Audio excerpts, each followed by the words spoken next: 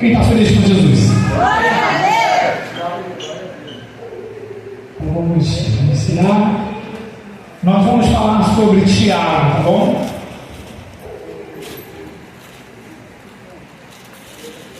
O Tiago terminou de falar sobre Pedro semana passada, não é isso? Sim? Falei sobre Pedro e Tiago. Pedro e Tiago. Falou sobre o Tiago? Falou para mim falar sobre o Tiago. Falei sobre André e João. André e João. Meu Deus. Confusão dele para a filha agora. Preparei Tiago. Semana passada não vi. Por isso que era muito faltado. Oh, meu Deus. De verdade. É. Mas fala sobre Tiago, então o Tiago Zelote. Zelote, não estudei Zelote. Estudei Tiago. Tiago. Então vamos colocar então uma outra expectativa. Vamos ver se foi mesmo que o Tiago evangelista falou sobre esse assunto. Talvez vamos dar mais uma acrescentada então. Depois a gente falamos, talvez na próxima aula a gente já emenda já os dois. A gente fala sobre João e Filipe.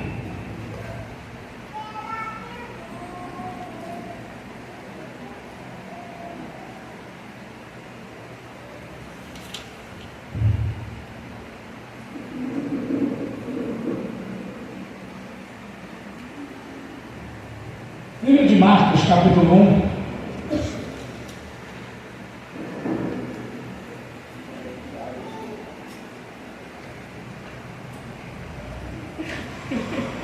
É a falta do convívio.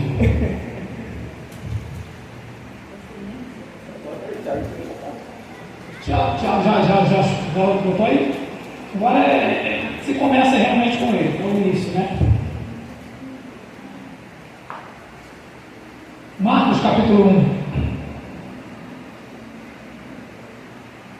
verso 14 ao verso 20.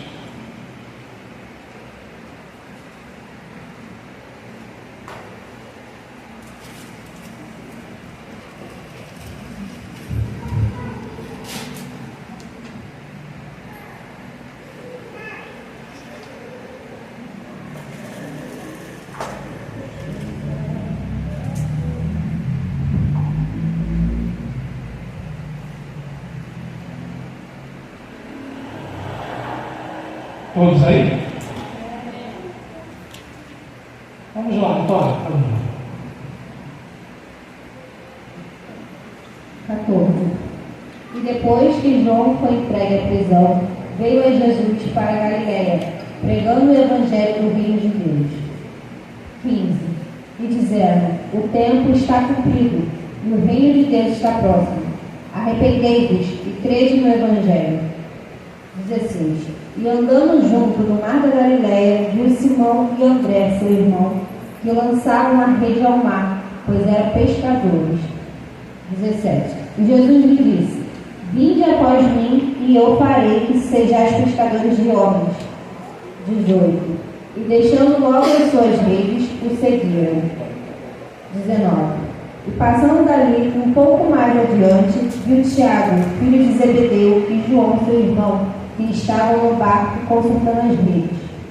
20. E logo os chamou. E eles, deixando o seu pai Zebedeu no barco com os empregados, foram após ele. Amém. O primeiro ponto que eu quero abordar acerca dos dons ministeriais, e continuando falando sobre os apóstolos, eu quero que vocês... Pode abaixar um pouquinho para mim, Vitória, se quiser, pelo menos pode ser o retorno. Uma expectativa de uma visão acerca dessa chamada.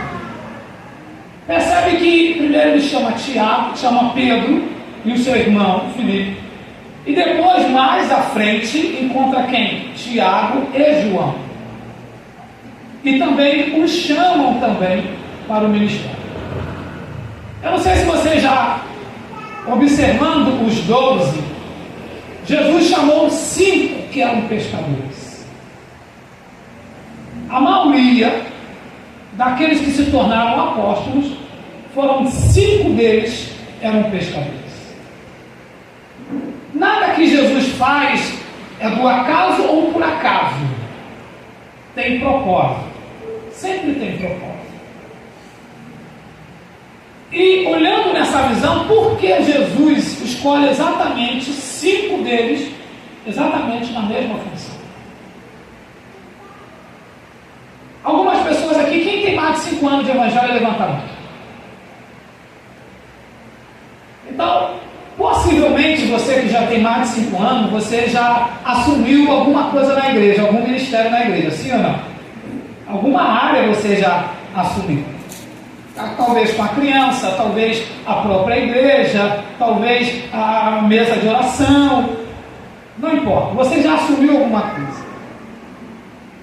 Nesse processo que você assumiu a responsabilidade, uma das coisas que começa a acontecer quando você assume responsabilidade na igreja, ou qualquer tipo de responsabilidade em Cristo, a primeira coisa que acontece é as pessoas não aparecem. Não foi assim com você?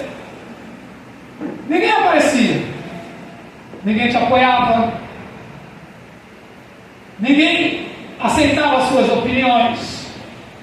A maioria foi assim, com todos nós foi assim. E por que isso acontece?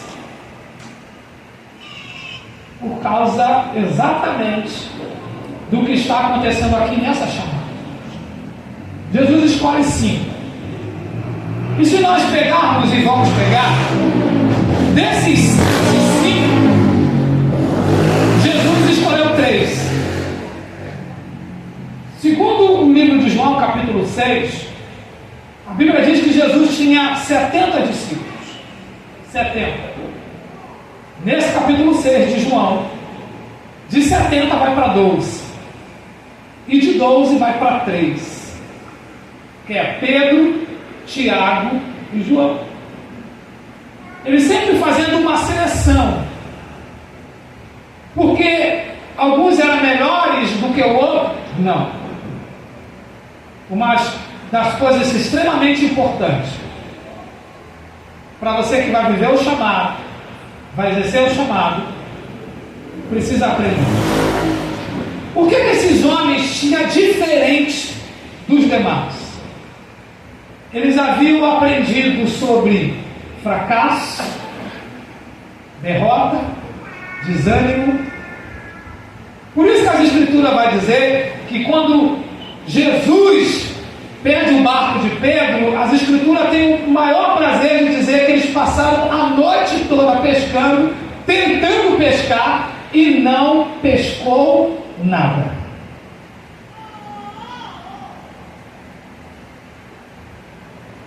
Todo pescador, ele vai viver momentos como esse. E quando ele vai para o mar, ele tem a esperança de pescar algo, ciente que talvez não possa pescar nada. Então, ele já está habituado com o fracasso, ciente que o fracasso pode ser hoje, mas amanhã vou voltar de novo. Por quê? Porque todo pescador que se considera pescador, ele não pode contar com a sorte, ele tem que contar com a perseverança.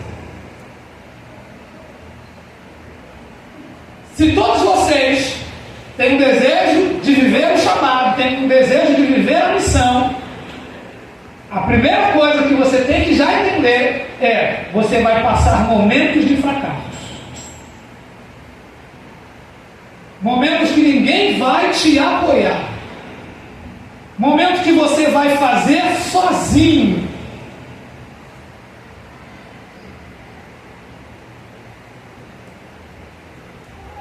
E Jesus chamou exatamente esses homens que eram pescadores, exatamente por qual motivo? Ele tinha pouco tempo para ensinar. Enquanto então melhor a experiência já vivida por eles, quanto melhor esse tipo de sentimento ele já tivesse já vivido, melhor para o propósito, por causa do tempo que ele tinha. Então, por esse motivo, Jesus escolhe 5 pescadores diante de todos. Uma coisa importante que todos nós precisamos entender: todas as vezes que ele ia pescar, ele tinha expectativa. Nenhum obreiro não pode começar algo se não tiver uma expectativa. Mas a expectativa não é pelo peixe. Por isso que Jesus disse: eu vou fazer você agora pescadores de homens. Porém, em aulas anteriores nós descobrimos que a gente não trabalha diretamente para os homens. Nós prestamos serviço aos homens, mas trabalhamos para quem? Trabalhamos para quem? Então, o objetivo do trabalho sempre é agradar o contratante. Mas qual é o desejo do contratante? Que exercemos o trabalho a qual fomos contratados para fazer. Mas nesse trabalho que nós executamos, não depende de nós o resultado. Sim ou não? Você vai agora lá fora, vai evangelizar uma pessoa. Você tem certeza que ele vai se converter, sim ou não? Então, você não tem condições de dar o resultado, porque era da mesma forma no mar. Quando eles vão ao mar, eles têm como ditar e dizer: não, eu vou pescar hoje 50 grandes peixes. Não. Eles não tinham nem possibilidade de dizer: eu vou pescar pelo menos um peixe. Mas qual é o papel deles? O que eles deveriam fazer? Voltar ao mar. Então, todo obreiro, ainda que vai ao mar pescar, não significa que vai pegar o peixe.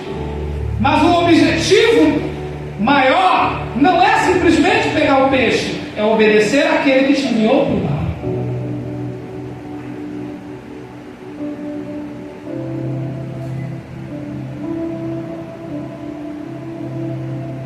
Foi isso que Paulo disse. Paulo disse: olha, eu me fiz de judeus para ganhar os judeus, me fiz de gentio para ganhar os gentios, me fiz de romanos para ganhar o romano. Ele usava todas as estratégias para poder ganhar alguém. Mas pescar alguém já não era responsabilidade dele, era responsabilidade do Espírito Santo. Então, eu preciso ter desde já essa mentalidade, que todo projeto que eu vier a fazer, a primeira fase que talvez Deus vai trabalhar em mim, se chama a expectativa, não do resultado do trabalho, mas a expectativa daquele que me enviou. A igreja está vazia, ou então o trabalho de rua que eu assumi não foi ninguém. A visita no lar, cheguei lá, só tinha uma pessoa. Não importa a multidão ou ninguém. Importa é que você foi e está realizando o propósito que foi chamado. Um outro ponto: por qual motivo Jesus chamou os 5 exatamente da área da pesca? Eles já tinham finalidade, eles já tinham uma união entre eles, um conhecimento entre eles, ele já tinha relacionamento, e esses relacionamentos profundos. Isso baseado aonde? Exatamente quando Jesus perde o barco de Pedro e volta com ele ao mar. E quando então eles puxam a rede, as escrituras dizem o quê? Que quando eles começam a puxar e o peixe começa a entrar no barco, as escrituras vai dizer que o barco começa a afundar, começa a ir a pique. Então o que eles fazem? Diz que quando eles olham, ele vê quem? João e Tiago também pescando. Então eles gritam dizendo que Tiago, João, vem!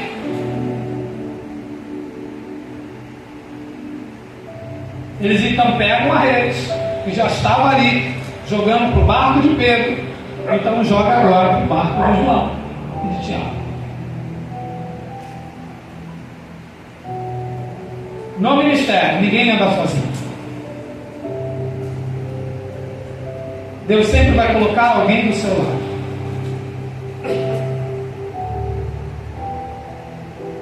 Não foi isso que o Espírito Santo falou com Paulo? E a palavra foi essa do Espírito Santo: separe para mim Paulo e Barnabé para a obra missionária.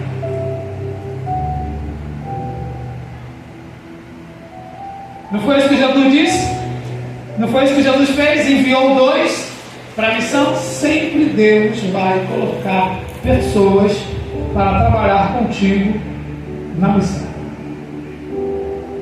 Mas se não tiver um bom relacionamento com essa pessoa a qual Deus direcionou para formar uma parceria, vocês terão dificuldades.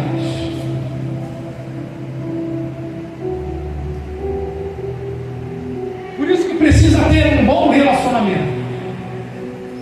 A mente tem que estar bem apurada, bem alinhada.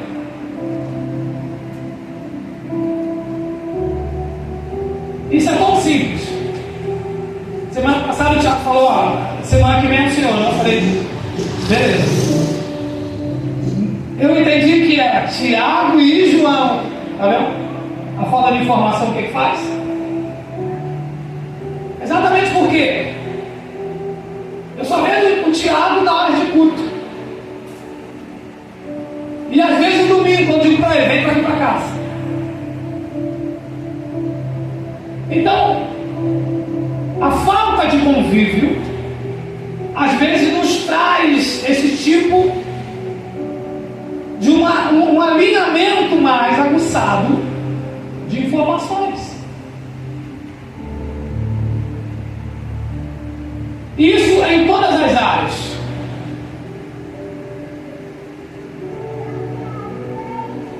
Andarão 2 juntos se tiverem desacordo?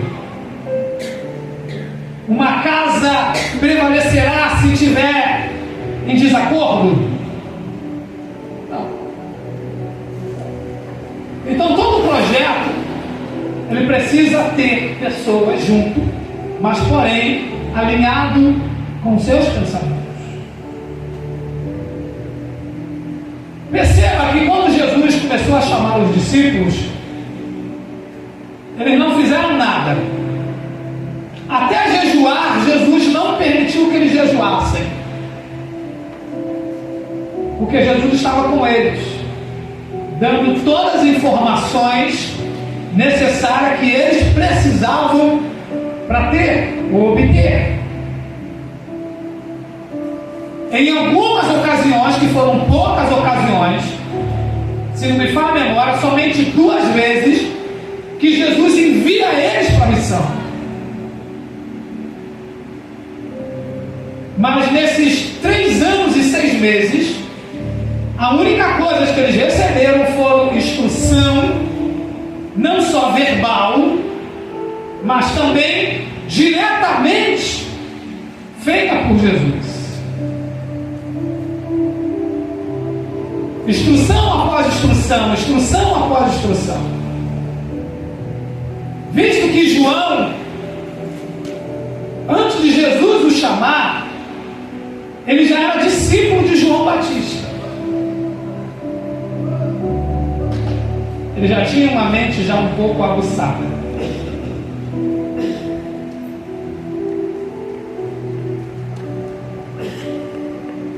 Então, quanto melhor a minha experiência de vida anticristo pode melhorar no meu relacionamento com Cristo. Quando eu falo anticristo, é antes de você ter o conhecido.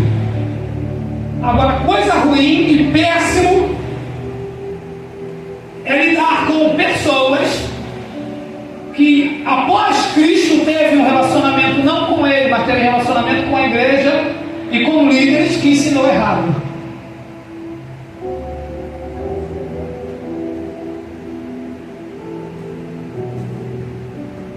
É muito mais difícil, porque existe uma formação espiritual que deu um início, e é isso que Paulo fala em sua carta, dizendo: olha, tenha cuidado todos vocês quando começarem a edificar algo. Essa edificação que Paulo está falando é na vida de outra pessoa. Ele está dizendo: olha, cuidado todos os líderes quando começarem a edificar na vida de outro, porque visto que algumas pessoas, quando começam a edificar com madeira, outro com ouro, outro com palha. Aí ele vira e diz: tenha ciência que o trabalho de vocês vão ter que passar pelo fogo, e o fogo vai provar o trabalho de vocês. E passando pelo fogo, se resistir, vocês terão guarda. Ele está falando de uma pessoa que já tem chamado de ministrar, de apacentar, e começa a apacentar, e começa a apacentar coisas que não são sólidas.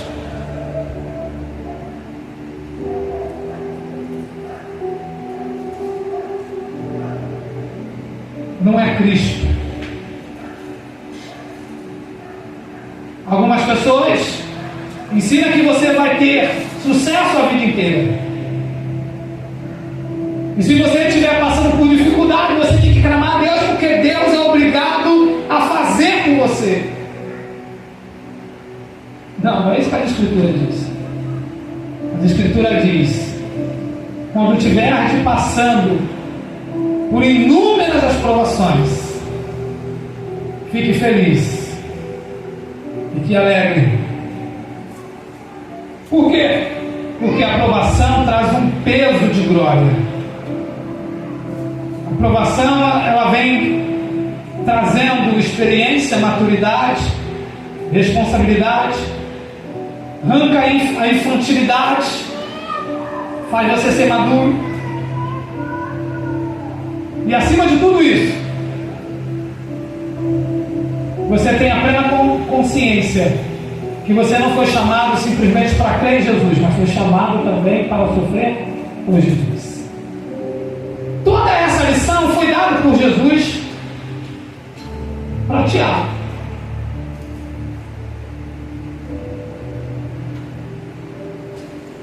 Essa base de conhecimento. Então, estar não simplesmente aqui sentado e ouvindo é uma das coisas mais importantes para um cristão, porque todo cristão deveria, antes de falar, deveria primeiro aprender.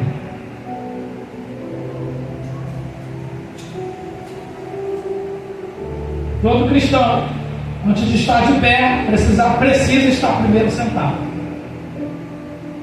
Exatamente por quê? Para que ele não fale besteira, fale coisa de si mesmo.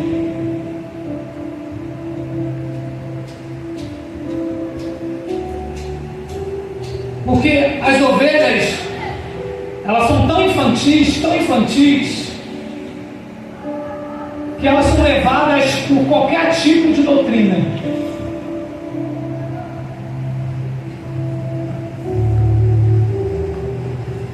Qualquer tipo de doutrina. Alguns de vocês têm ciência disso. Na África, som. Na África, apareceu uma liderança ungindo o órgão genital da mulher, porque era preciso, porque Deus falou.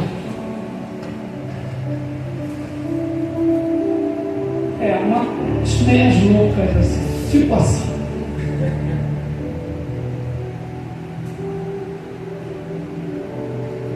Então o que Deus quer de nós? Que nós, a primeira coisa que entendemos, nós viemos do mundo, passamos processos do mundo difíceis. Mas parece que quando nós se convertemos, a gente esquecemos que passamos por coisas tão difíceis lá. E quando entramos para o reino, nós se tornamos pessoas sensíveis. Lá no mundo, quantas pessoas não falavam conosco? Aí quando você vem para Jesus, alguém deixa de falar com você, como é que você se sente?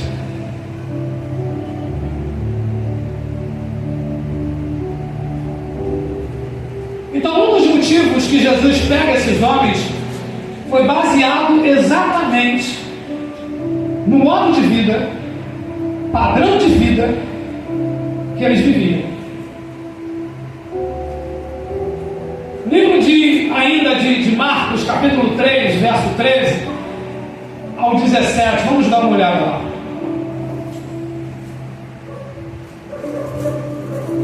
Marcos, capítulo 3, anota aí, verso 13 ao 17.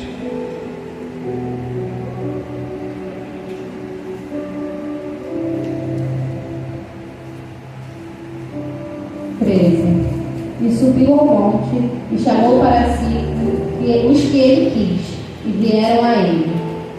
14. E nomeou 12 para que estivessem com ele e os mandasse a pregar. 15. E para que tivesse o poder de curar as enfermidades e expulsar os demônios. 16. A Simão, a quem pôs o nome de Pedro. 17. E a Tiago, filho de Zebedeu, e a João, irmão de Tiago, aos quais pôs o nome de Boanerges, que significa filhos do trovão.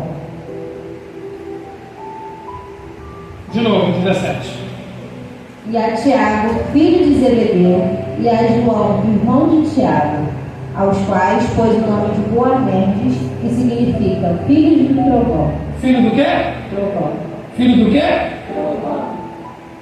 E a Tiago, ele muda o nome e começa a chamar filho do trovão. Lucas capítulo 9, verso 49.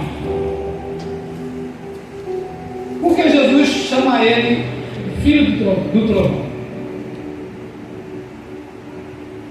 Lucas capítulo 9, verso 49 ao 56. 49. E respondendo João disse: Mestre, vimos um em que teu nome expulsava os demônios e lhe proibimos, porque não te seguem conosco. 50.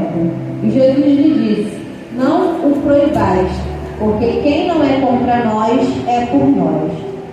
51. E aconteceu que, completando-se os dias para a sua assunção, manifestou o firme propósito de ir a Jerusalém. 52. E mandou mensageiros diante de si, e indo eles, entraram numa aldeia de samaritanos para lhe prepararem pousada. 53. Mas não receberam, porque o seu aspecto era como de quem ia a Jerusalém. 54. E os seus discípulos, Tiago e João, vendo isto, disseram: Senhor, queres que digamos que desça fogo do céu e nos consuma, como Elias também fez? Segura. O que o Tiago queria fazer? Vem de novo, tá? Ele não pegava. O que o Tiago queria fazer? 54. E os seus discípulos, Tiago e João, vendo isto, disseram: Senhor, queres que digamos que desça fogo do céu e nos consuma, como Elias também fez? Está vendo a característica deles? A forma que eles reagiam mediante uma situação. um impulso que eles tinham mediante uma situação. Por isso que Jesus então colocou o nome dele, Filho do Trovão. Tinha facilidade de explodir rápido. Se alguma coisa não acontecesse conforme ele queria, ele fazia o quê? Explodia. Perceba que lá no 49 houve um fato anterior. Algumas pessoas estavam expulsando demônios em nome de Jesus, mas não andavam com Jesus. Então qual era a ideia dele? Mestre, tem uma galera ali que está usando o teu nome. O Senhor quer que nós vamos lá e expulsamos, mandamos eles parar de usar o seu nome?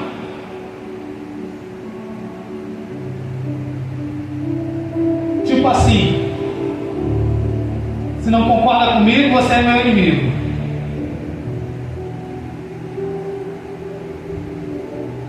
Se você não faz o que eu te digo, eu já fico chateado. Se não é da tua maneira o que está acontecendo, da forma que você assim planejou, pronto, eu já fico desgostoso. Já meu dia acabou.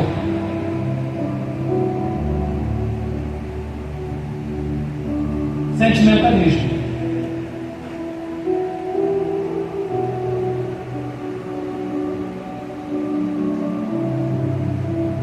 Todos que foram chamados para um ministério e viver pelo sentimento vai fracassar no meio do processo. Anote isso aí. Todo aquele, ou todo líder que viver pelo sentimento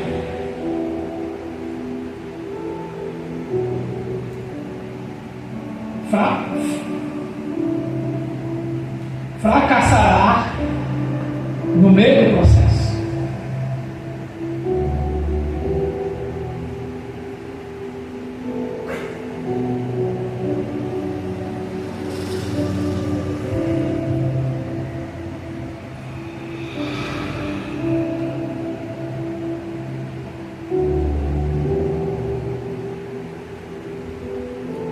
Porque o sentimento é uma barreira para fazer a vontade de Deus.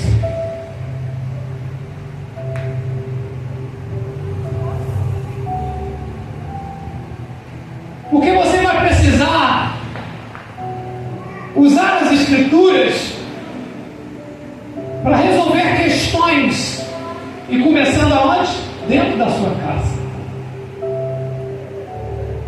Você vai ter que disciplinar a sua esposa, você vai ter que disciplinar o seu marido, você vai ter que disciplinar o seu filho, que você tanto ama.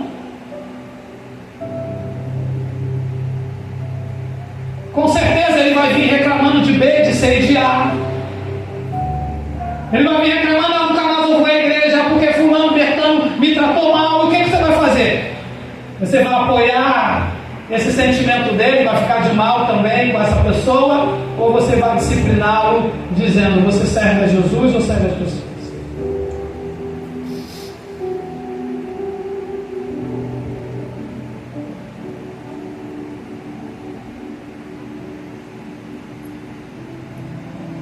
Então, o meu temperamento, ele pode tanto me ajudar, quanto pode também me atrapalhar no processo.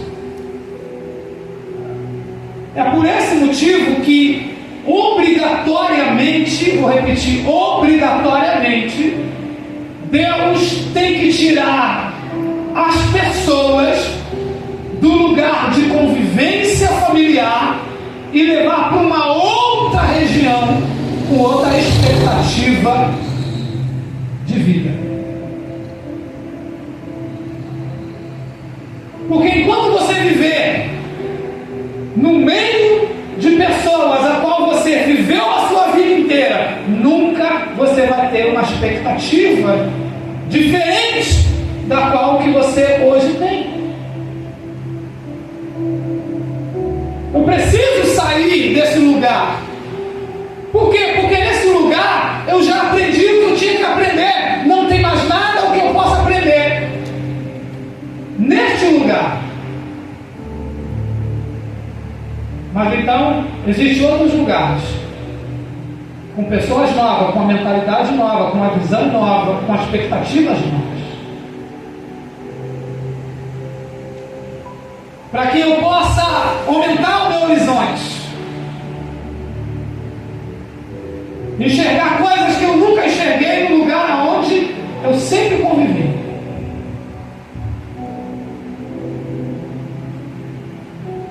Culturas novas, mentalidades novas.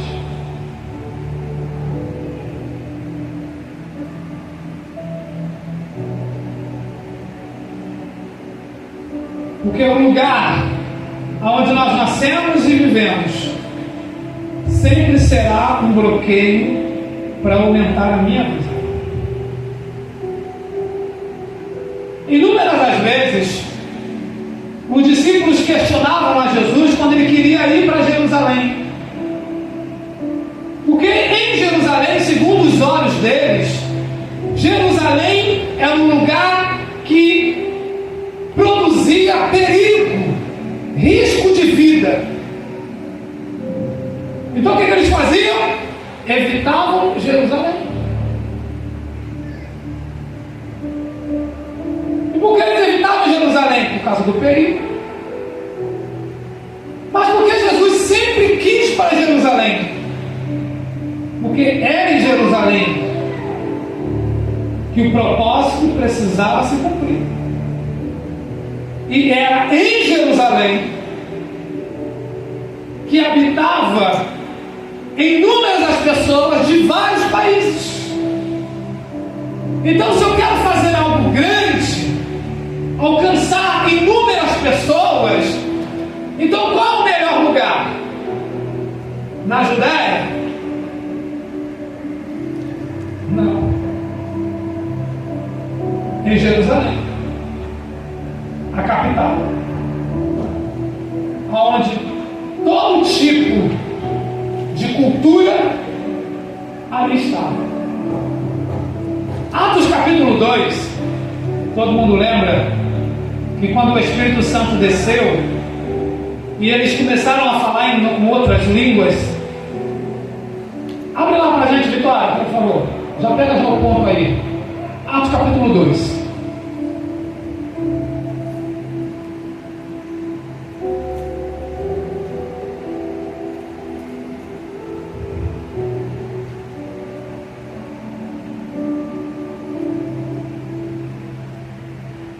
Exatamente no ponto, acho que alguém achou aí, no ponto onde fala quantas línguas tinham lá, quantas pessoas que falavam o idioma. Pode ganhar tempo.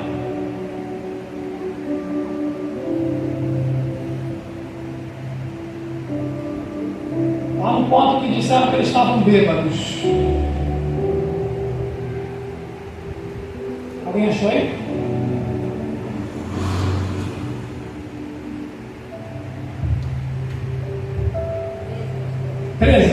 Treze, Vitória. Vamos lá, conta pra gente.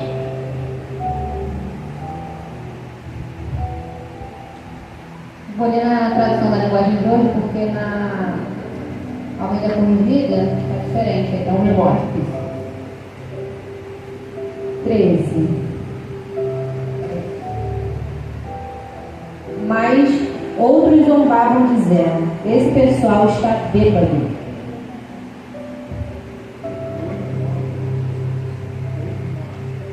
8 e 9, Vitória. Já ultrapassou o 13. 8 e 9.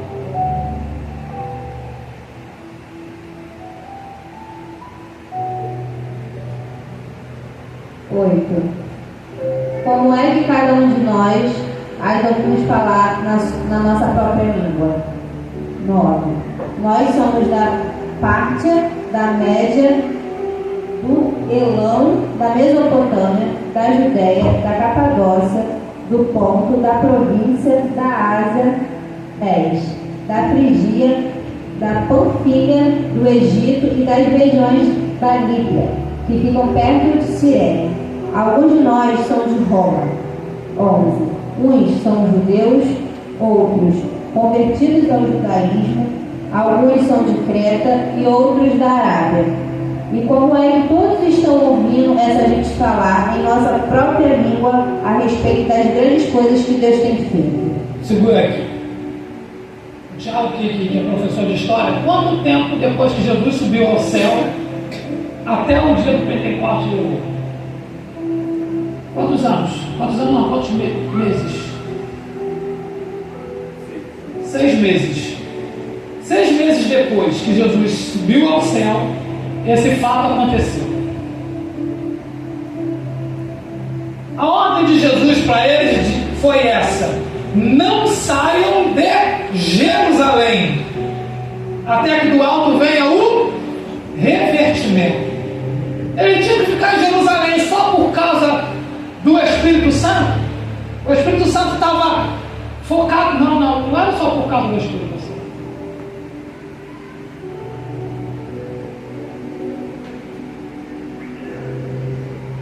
É porque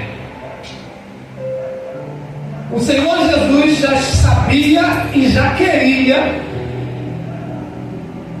fazer exatamente isso.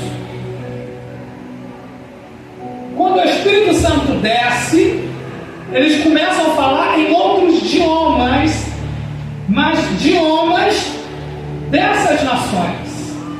Não é a língua estranha como nós dizemos, né? Eles começaram a falar em outros idiomas. E eles compreendiam cada um que ali estava de outros países. Alguns eram judeus, porém viviam em outros países. Eles começam a ouvir o quê? A eles falarem da, o quê? Da grandeza de Deus. E por que esses homens ficam perplexos? É porque eles são reconhecidos.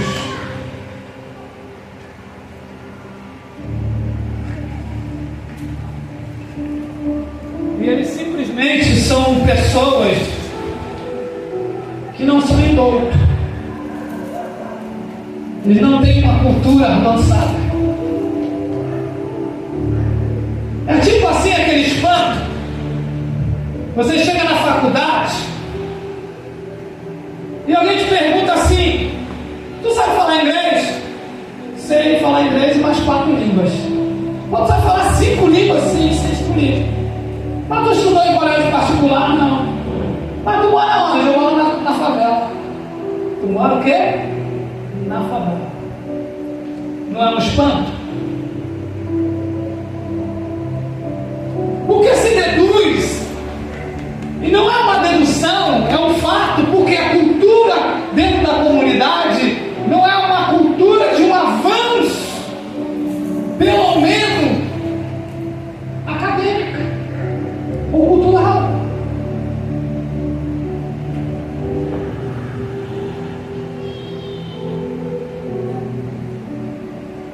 Por isso então há um espanto. Mas essa era a intenção de quem? De Deus.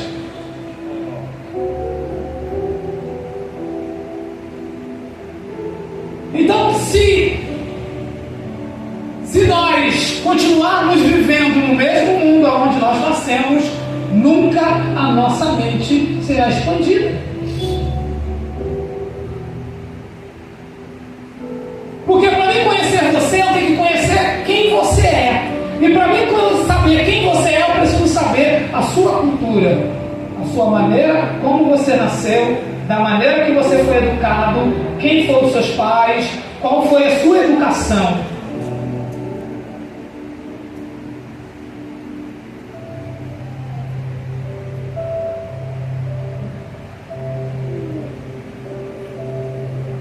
Não foi isso que os conterrâneos de Jesus, quando viram ele fazendo aquele milagre, disseram assim: ué, não é esse filho de Maria? Não são os seus irmãos que convivem conosco? Como assim? Como assim? Eles estavam perplexos, porque eles estavam vendo milagres e prodígios, E a maneira que Jesus falava era uma maneira poderosa, devassaladora, que invadia a alma e o espírito. E ele disse: ué, não foram todos esses irmãos dele que convivem conosco?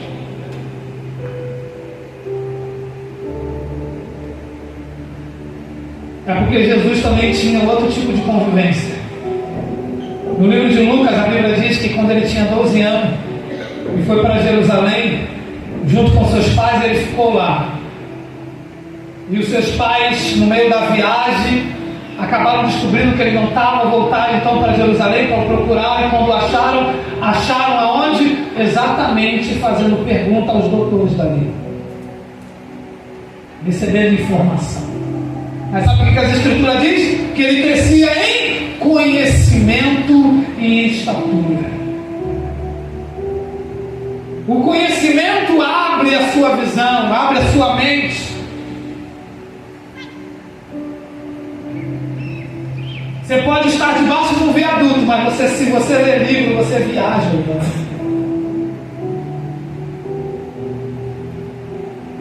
Porque o livro te dá esse poder de plenitude, de conhecimento, de crescimento cultural.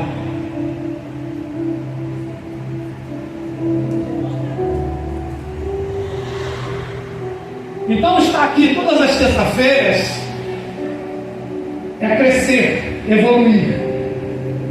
E diz o ditado: depois que a mente expande, ela não pode voltar ao tamanho que era antes.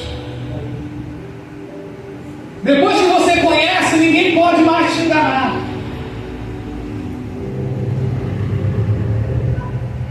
Depois que você entender a sua missão, não terá nada que tirará você do propósito. Depois que você entender a missão, não há medo nenhum nessa terra que paralisará você. Por quê? Porque depois que você entender que a missão é mais importante do que a sua própria vida, você vai estar disponível a morrer pela missão. Não foi isso que Jesus disse em Mateus capítulo 6? Jesus perguntou aos discípulos: vem cá, por que vocês estão tão ansiosos? É a roupa mais importante do que o corpo? Foi uma pergunta. A roupa é mais importante do que o corpo? Sim ou não? Não. A comida é mais importante do que o vento? Perguntou Jesus. Está entendendo? Então é nessa expectativa, nessa visão, que precisamos alcançar. Precisamos ter uma meta, um alvo, um objetivo. Mas nós só conseguiremos ter essa visão mediante ao conhecimento. Não há outra possibilidade.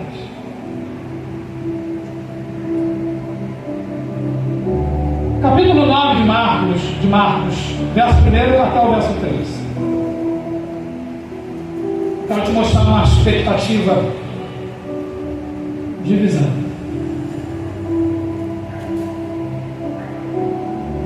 Marcos capítulo 9, verso 1 ao verso 3. Como Tiago enxergar?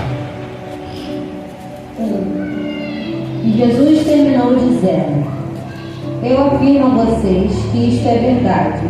Estão aqui algumas pessoas que não morrerão antes de verem o Filho de Deus chegar com poder. 2. 6 dias depois, Jesus foi para um monte alto, levando consigo somente Pedro, Tiago e João. Ali eles viram a aparência de Jesus mudar. 3. A sua roupa ficou muito branca e brilhante, mais do que qualquer lavadeira seria capaz de deixar. Tá bom. O que eles viram? O que eles viram, gente? Lê de novo, Vitória, verso 2. Muda a linguagem. Com Almeida. 2. E 6 dias depois, Jesus tomou consigo a Pedro, a Tiago e a João, e os levou sós, em particular, ao monte alto, e transfigurou-se diante deles. 3. E suas vestes tornaram-se resplandecentes, extremamente brancas como a neve, tais como nenhum lavadeiro sobre a terra as poderia branquear. Jesus levou Pedro, Tiago e João, somente os 3, para ver o quê? Para ver a sua glória. A expectativa deles mudaram, a visão deles mudaram.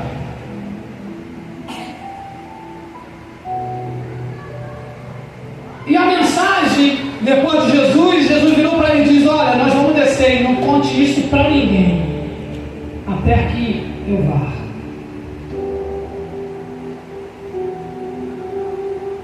Eles ficaram esse tempo todo pensando e remoendo em sua mente. Provavelmente saíram os 3 separados e diziam assim: caraca, nós vimos Elias também, vimos Moisés,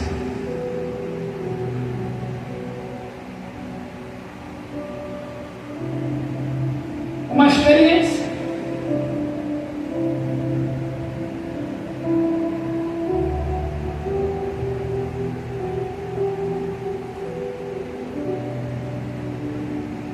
Perceba comigo, se você tiver uma visão dessa, o anjo desce lá na sua casa, todo resplandecente,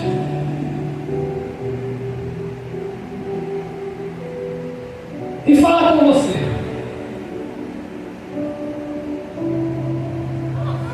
vira para você e diz: olha, daqui a 2 anos você não vai viver mais aqui. O Senhor vai te tirar desse país e vai te enviar para outro país daqui a 2 anos. E ele vai embora. Como é que fica a sua expectativa? Você vai montar algum negócio nesse país, sim ou não? Você vai se matricular para fazer qualquer outro tipo de coisa para exercer esse país, sim ou não? Não. É uma mudança de expectativas.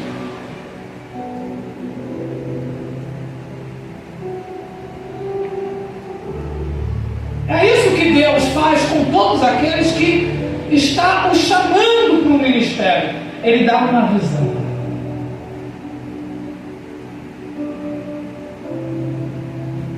Ele dá uma visão. No qual o interesse de Deus te dar uma visão é que você viva por essa visão.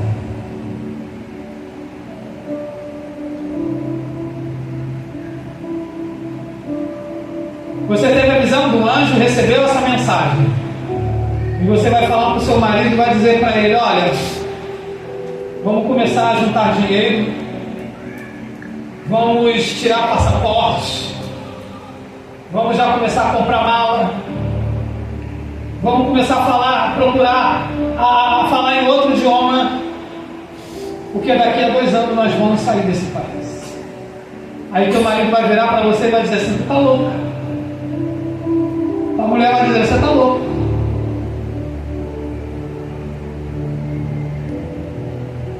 O que é que você faz?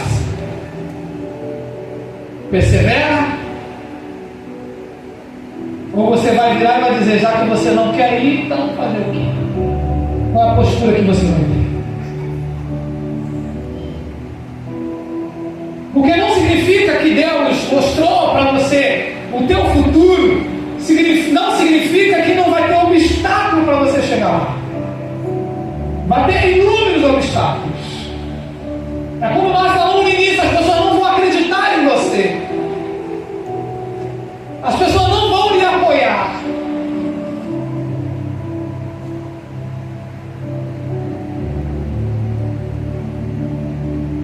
Deus, Ele exige de você. Ele exige que você continue acreditando, independente que os outros não acreditem, mas você acredite. Porque não foi isso que Ele fez com Maria? O anjo não desceu, deu o recado, ela engravidou. José ficou sabendo na surdina, e na surdina se separou dela. O que Maria fez? Nada. Continuou com a visão. Então o que Deus faz? O mesmo anjo que falou com Maria vai falar agora com quem?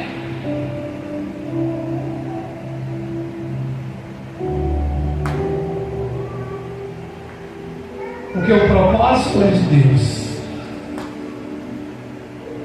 Mas Ele precisa que você esteja posicionado na visão.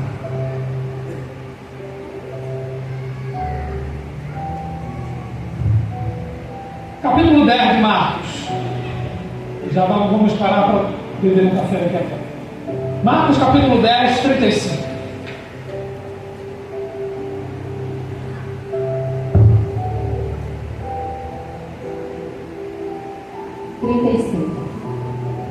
E aproximando-se dele, Tiago e João, filhos de Zebedeu, disseram: Mestre, queremos que nos faça o que te pedimos. 36. E ele lhe disse: Que querem que vos faça? 37. E eles lhe disseram: Conceda-nos de que na tua glória nos assentemos à tua direita e outra à tua esquerda. 38. Mas Jesus lhe disse: Não sabeis o que pedis. Podes-vos beber o cálice que eu bebo e ser batizado com o batismo que eu sou batizado? 39. E ele lhe disseram: Podemos, Jesus. Jesus, porém, lhe disse: Em verdade, vos bebereis o cálice que eu beber e sereis batizado com o batismo com que eu sou batizado. 40. Mas o assentar-se à minha direita ou à minha esquerda não me pertence a mim concedê-lo, mas isso é para aqueles a quem está reservado. Certo. Emendando isso, Lucas capítulo 18,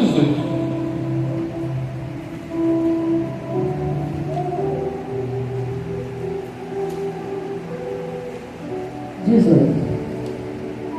E perguntou-lhe um certo príncipe, dizendo: Bom mestre, que hei de fazer para herdar a vida eterna? 19. Jesus lhe disse: Por que me chamas bom? Ninguém é bom senão um que é Deus. 20. Sabeis os mandamentos? Não adulterarás, não matarás, não furtarás, não dirás falso testemunho, honra a teu pai e a tua mãe.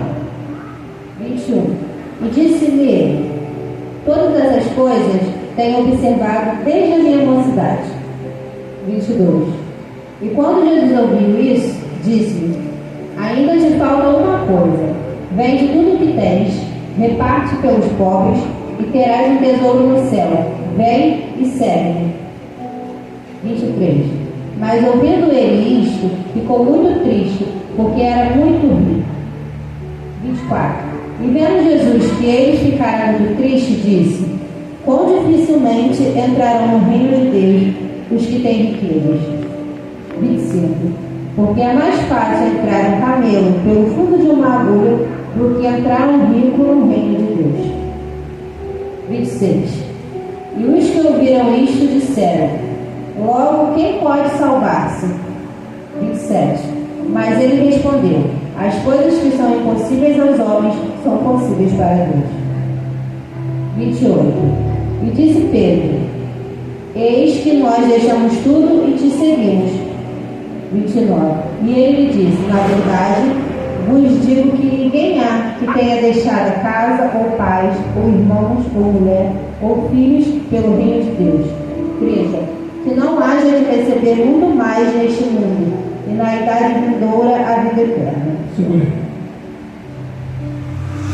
Olha a visão desses homens. Tiago e João chama Jesus à parte e disse: mestre, gostaríamos de fazer um pedido. Jesus vira e disse: sim, peça. Gostaria que o Senhor pudesse nos conceder que eu e o meu irmão pudéssemos assentar-nos, um à sua direita e outro à sua esquerda, no seu reino. Ambição. Talvez essa palavra ambição para nós brasileiros, ela cai como algo negativo.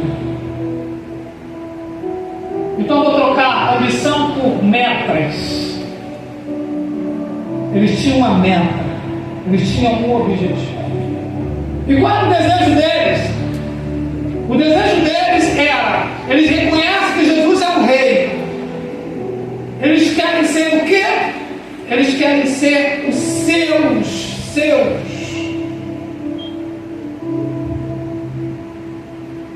parceiros no seu reino. Ele quer um lugar de destaque no seu reino. Eles querem ser um ministro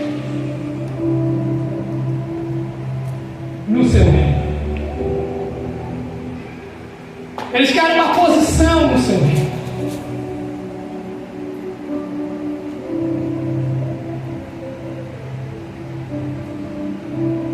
Se você ainda não tem uma meta, eu te aconselho, coloque uma. Porque você precisa ter uma visão.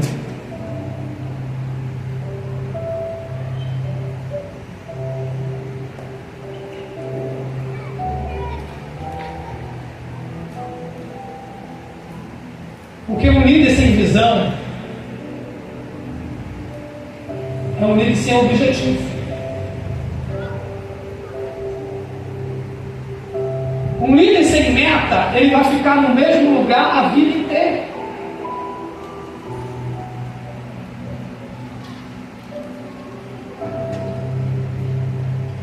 Jesus replica para ele dizendo: olha, sobre isso que vocês estão me pedindo, eu não posso lhe servir, porque isso não compete a mim, mas compete ao meu Pai. O meu Pai já decidiu tal coisa.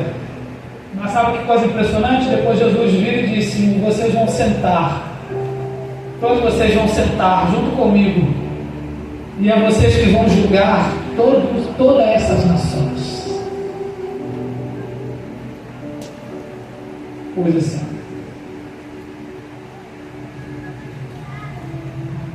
Agora, o jovem rico pergunta a Jesus como ele poderia fazer para obter a salvação. Então Jesus diz para ele: vende tudo que você tem, e você terá um tesouro no céu. Pega tudo que você tem, vende e dá para os pobres, que você vai ter um tesouro no céu. Depois de todo esse discurso que Pedro ouve Jesus falando com aquele jovem rico, ele vira e diz: mestre, e nós que deixamos tudo para lhe seguir, o que nós ganhamos? O que motivou Pedro e os demais a fazerem essa pergunta? O que eu vou ter, visto que eu abandonei tudo para lhe seguir?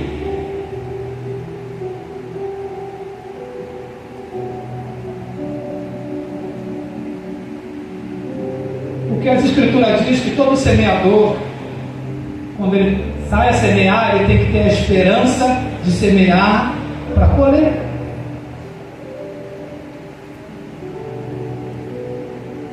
Todo líder tem que ser uma pessoa inspirada. Para quê? Para inspirar. Todo líder precisa ter uma visão para mostrar o caminho para os seus liderados.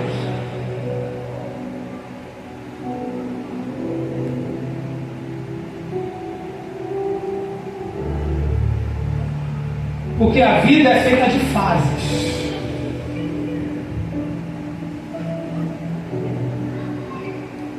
Cada fase há um novo propósito. Pega um casal que não sai, que não conversam, que não têm planejamento para a velhice, para o futuro. Como é que é esse relacionamento?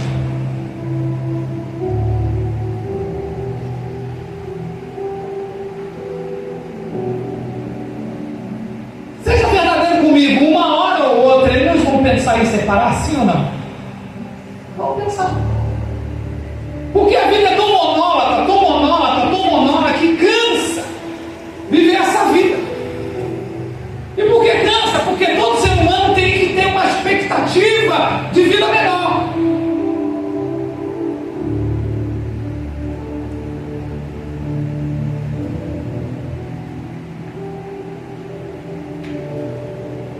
Pega um animal, coloca ele no espaço, onde ele não tem possibilidade de correr, de brincar, de se divertir. Bota ele lá dentro. Ele vai se tornar agressivo.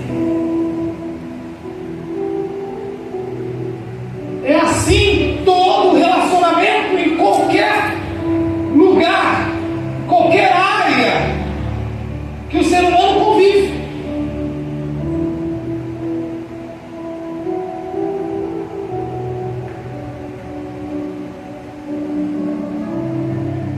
Por quê? Porque o ser humano foi criado para crescer, multiplicar e dominar. É um instinto natural em nós crescer, multiplicar e dominar.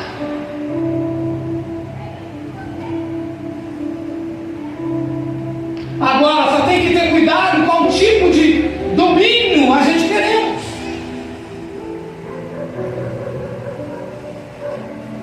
Porque Jesus virou para eles e disse: olha, com vocês não vão ser assim, como é com os ímpios.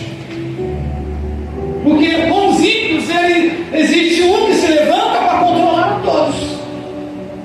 Mas com vocês, aquele que quer ser o maior tem que ser o menor. Aquele que quer ser grande tem que servir a todos. Está vendo que Jesus não está proibindo ele de ser grande? Não há essa proibição. Ele só está colocando as normas como funciona no reino. No mundo físico do homem ser grande é controlar as pessoas. Ser grande no mundo de Jesus é servir as pessoas. O desejo de ser grande é um bom desejo. O desejo de você servir uma nação é um ótimo desejo. O desejo de você criar uma ONG para servir os mais necessitados, os mais vulneráveis, é um bom desejo. O desejo de ter uma igreja onde você possa administrar é um ótimo desejo. Para servir.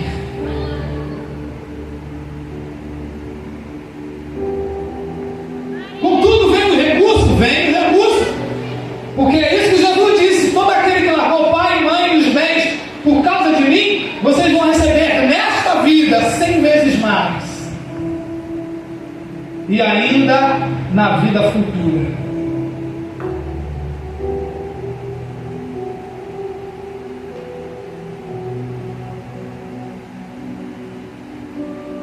Há uma posição nesta vida por você se entregar totalmente para o reino, para o propósito. Porque para viver o propósito você precisa de toda condições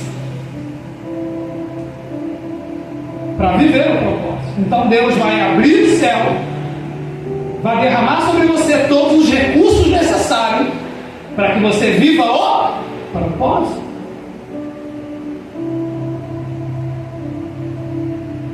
Vivendo o propósito, você tem em alguns momentos regalias. Ciente que você tem que estar apto a viver as regalias e viver as pobrezas do propósito.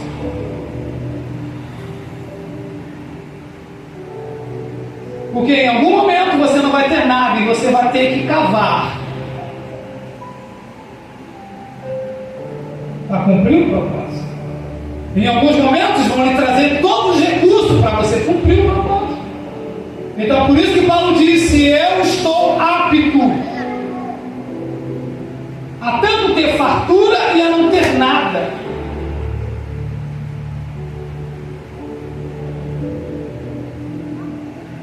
Então nós precisamos ter essa estrutura emocional, como esse homem teve, de viver o propósito. Vamos dar uma paradinha, vamos pro café. Vamos lá? Todo líder precisa ser maduro o suficiente. Em algum momento você vai andar sozinho. Todo líder precisa ser maduro o suficiente que nem todos vão estar em destaque. Vão estar atrás dos bastidores, trabalhando para quem está em destaque faça um bom trabalho. Vou repetir de novo. Todo líder precisa ser maduro o suficiente para saber que não vai estar em destaque, mas vai estar atrás dos bastidores, trabalhando para aquele que está em destaque.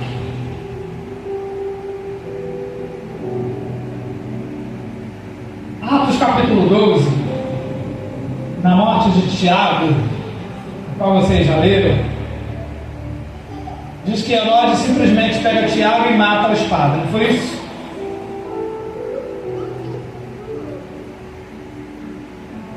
Você leu nas escrituras que a igreja chorou, orou? Alguém viu isso? Não. Mas diz que quando Pedro foi preso, a igreja unânime fez o quê? Entrou em oração.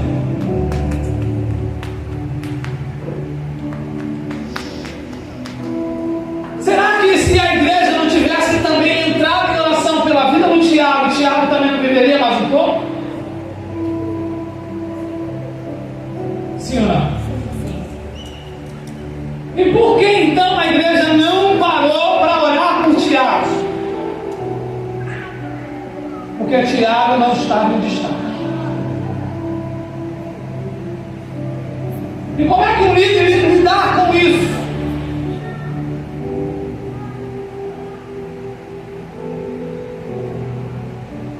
Precisa ser maduro demais para entender que você só tem que cumprir a sua missão.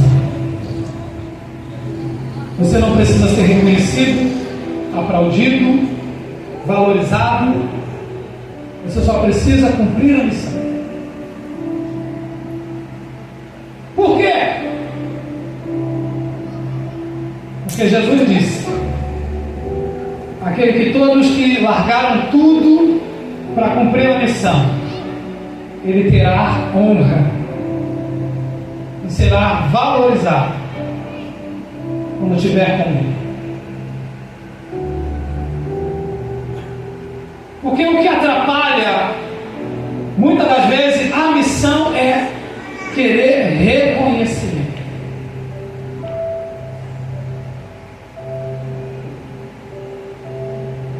Mas alguns desconhecem que ser reconhecido, ser visto, é o primeiro da fila a apanhar.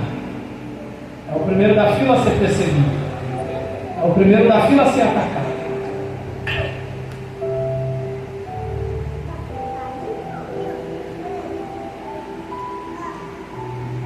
Então, se você foi chamado para ficar atrás dos bastidores, você é um privilegiado. Não por causa do medo, é porque você vai ter muito menos transtornos.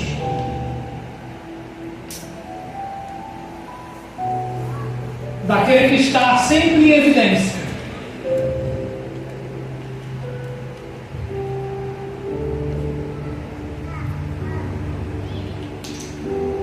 Porque todos aqueles que aparecem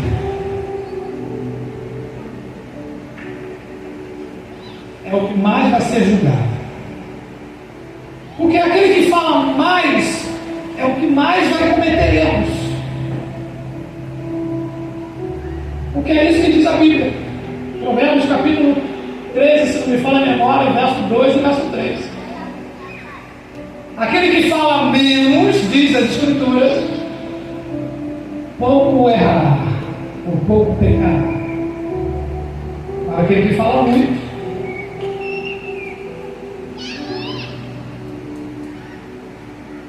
então, pastor, eu vou escolher então o meu chamado? Não, você não tem escolha.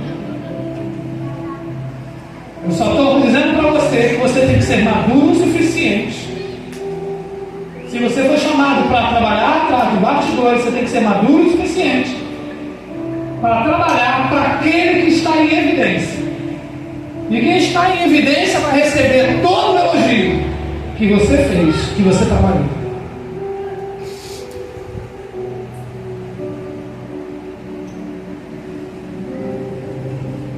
Porque ninguém, imagine, a igreja está em fertilidade.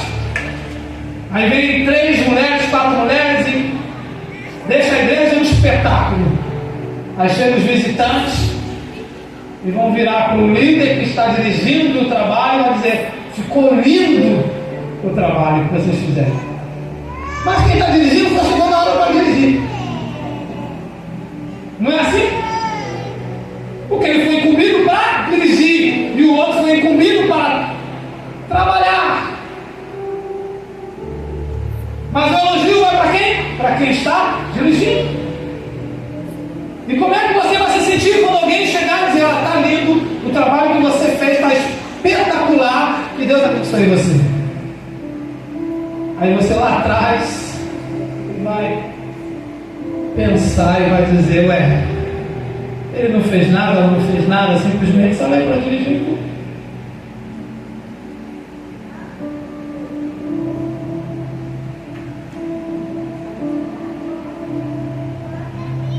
O objetivo não é o elogio. O objetivo é o sucesso do projeto que foi colocado. Deu certo? Deus gostou? Almas foram alcançadas? Então o que você fez de atrás dos bastidores, você também tem que anotar. Por isso que Jesus ele é inteligência. Por isso que ele diz: olha, aquele que dá um copo de água, ainda que seja fria, para um desses do profeta, terá galardão de profeta. Paulo descreve dizendo: olha, a parte do corpo que é mais desonrosa, a qual não nem aparece, é onde Deus mais valoriza.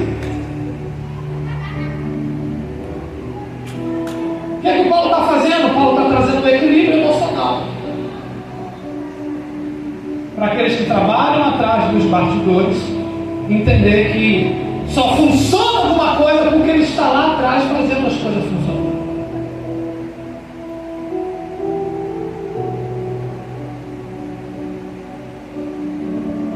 Porque é assim que é.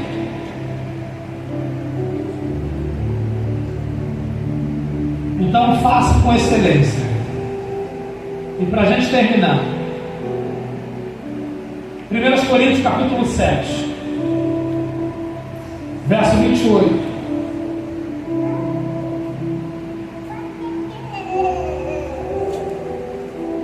Todo líder quer ter sucesso no seu projeto.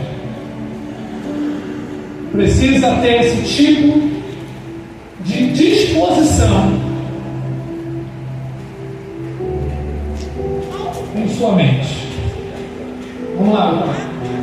1 Coríntios capítulo 7. Capítulo 7, verso 28. 28. Mas, se te casares, não pecas. E se a virgem se casar, não peca.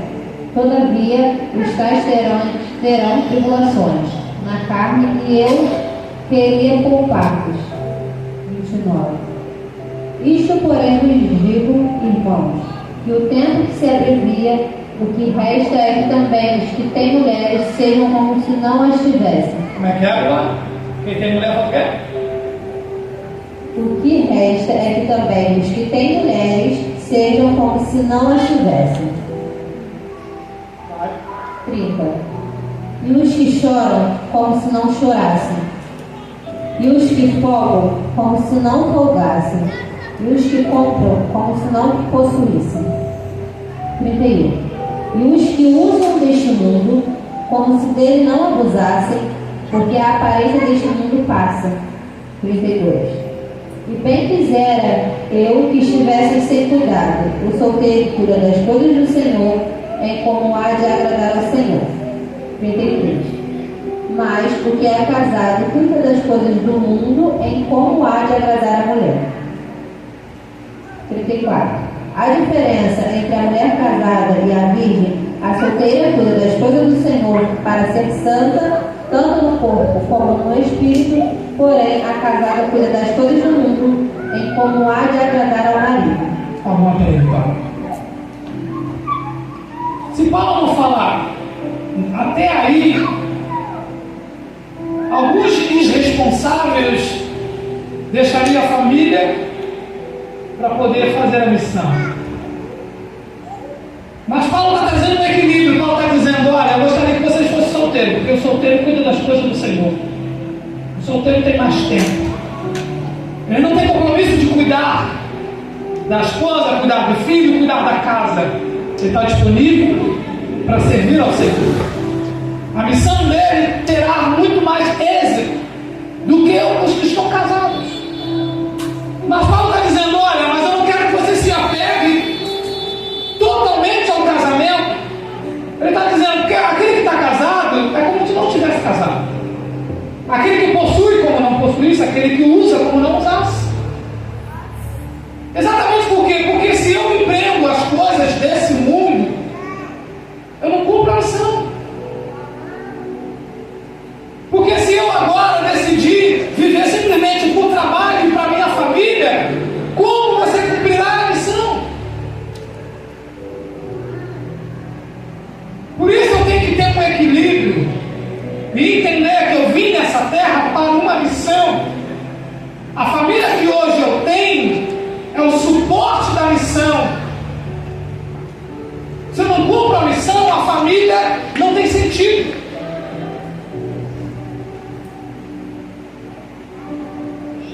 Então eu preciso ter equilíbrio, eu preciso ter sabedoria para administrar o tempo que hoje eu tenho. Um tempo para a família, um tempo para o trabalho, um tempo para o reino.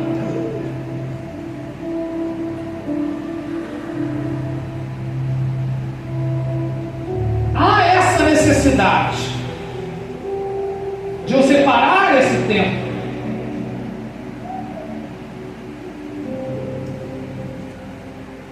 Te confesso, se eu tivesse recurso agora, eu pegaria um final de semana desse, numa sexta-feira, e só voltava só no domingo, eu ia para a prova, porque é sobrecarregado a igreja.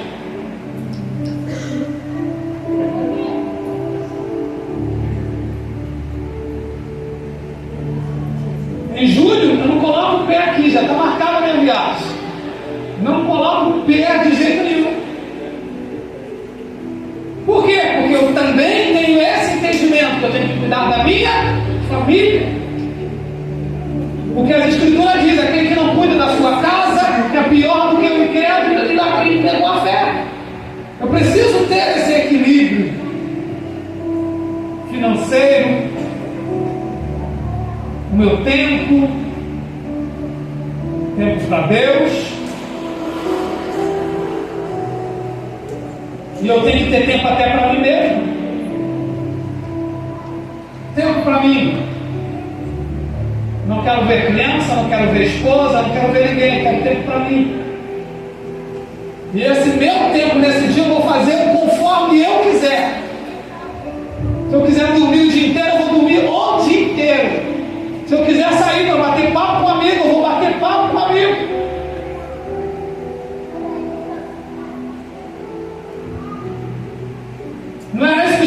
fazia?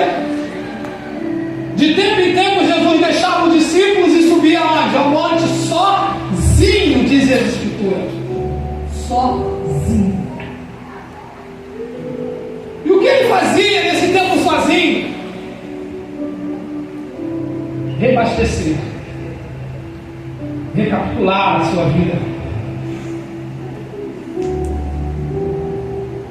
Pensar consigo mesmo. Questionar alguma coisa na sua mente, alguns comportamentos que você está tendo.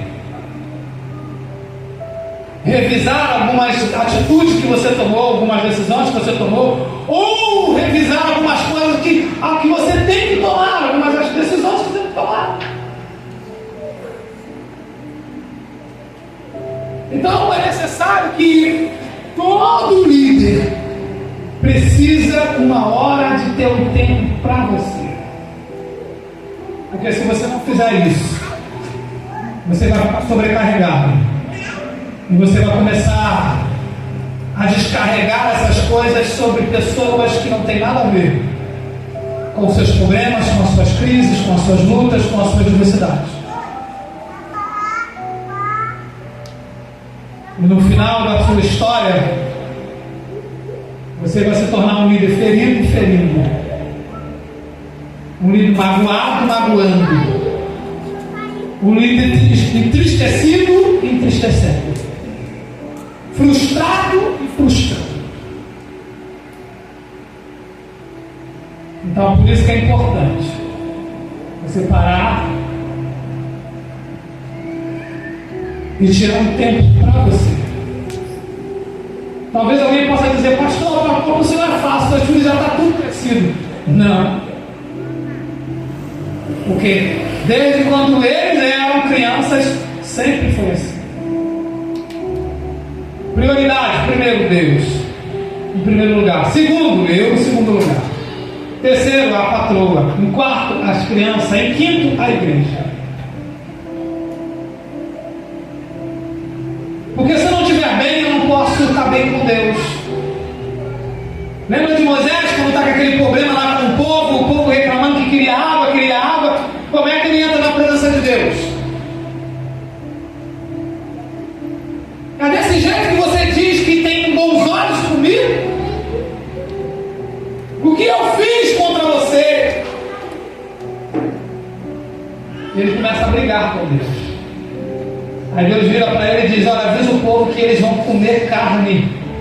Aí ele vira para Deus e disse, de que maneira? Como? Ainda que tivesse uma boiada aqui. Aí Deus vira para ele e diz, olha, porventura o meu braço está encolhido? Está vendo? Os problemas dele com o povo agora transferem para Deus. Deus dá uma ordem para ele, Moisés, fala com a rocha. Ele vai lá e fere a rocha. Crises.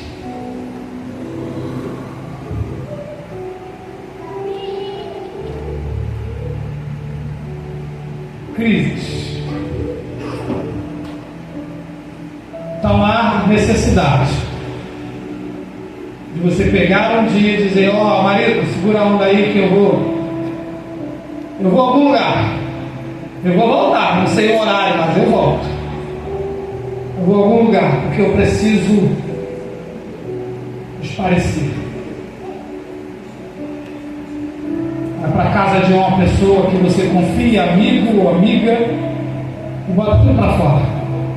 Chega lá, bate, amigo, eu só vim aqui só para falar, não quero que você diga nada, eu só quero falar. E bota para fora. Fale tudo.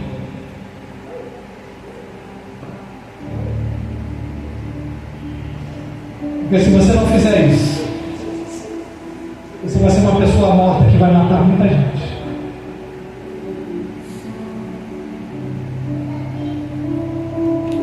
Tudo vai te irritar. Tudo vai te irritar.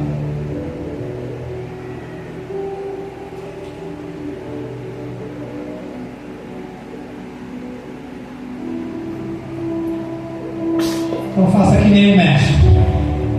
Ele estava sobrecarregado,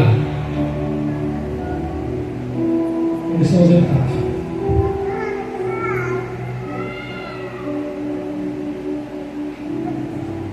Coloca isso na sua vida. Faça isso como obrigação. Obrigação. Aí você vai ouvir Paulo dizendo assim, porque alguns irmãos estão questionando que Paulo parou de trabalhar pelo momento. Aí Paulo vai dizer assim, ué, nem ele nem Barnabé pode parar um pouco de trabalhar? É só Céfane que pode pegar a sua esposa e passear? Eu não posso? Então Paulo acaba declarando que Céfane, que é Pedro, pegava a esposa e ia para passear. Relaxar a cabeça. Largava a igreja, estava provavelmente na mão de Tiago, ia refrescar a memória. Então você precisa se organizar. De preferência, tira férias. Tira férias. Ah, pastor, não tenho dinheiro para lugar nenhum. Não vai para lugar nenhum. Mas pelo menos fique em casa. Pastor, domingo ficar em casa, não sou religioso, sou religiosa. Domingo é sagrado. Não vem para cá no domingo chateado, querendo me chatear. Aborrecido querendo me aborrecer. Não vem. Fique lá. Fique lá. Bota todo mundo para a igreja. Vão vocês que eu vou ficar. Mas mãe, tu vai desviar? Não vou desviar não. Eu quero ficar livre um pouco de vocês. Porque eu não estou aguentando. Eu me mato ou mato vocês. Então, de preferência, para ninguém morrer, vocês vão e eu fico.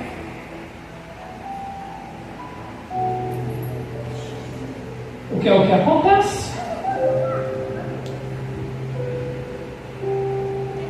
Todo líder precisa de descanso.